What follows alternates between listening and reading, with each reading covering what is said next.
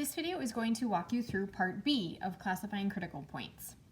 So part B is having you find the x-coordinate of each point of inflection of the graph of G on the interval from -7 to 5. So paying attention that I want the points of inflection on the original function, but I am given the graph of G prime.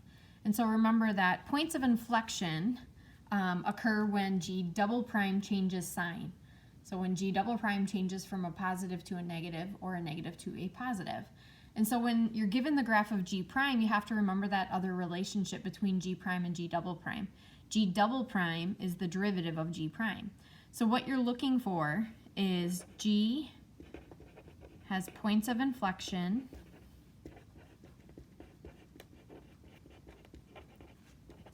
at x equals 0 is one of them, because that's where G prime is changing from increasing to decreasing. So that means my second derivative is changing from positive to negative. 2, x equals 2 is my other one, because G prime is changing from decreasing to increasing, which means G double prime would be negative to positive. And then the last one would be x equals 3, because once again, G prime is changing from increasing to decreasing.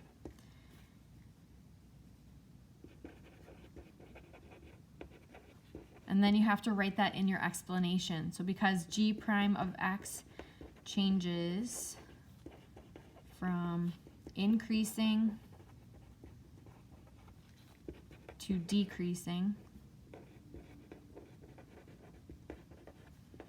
at x equals 0 and x equals 3, and then because G prime changes from decreasing to increasing at x equals 2. And so you try to use the information that you have in your explanation. So it's because I'm given the graph of G prime, that's why I'm using G prime in my explanations. So even though points of inflection occur when the second derivative changes from a positive to a negative, that's the same thing as my G prime changing from increasing to decreasing. And so that's why I used G prime in my explanations, because I'm given the graph of G prime.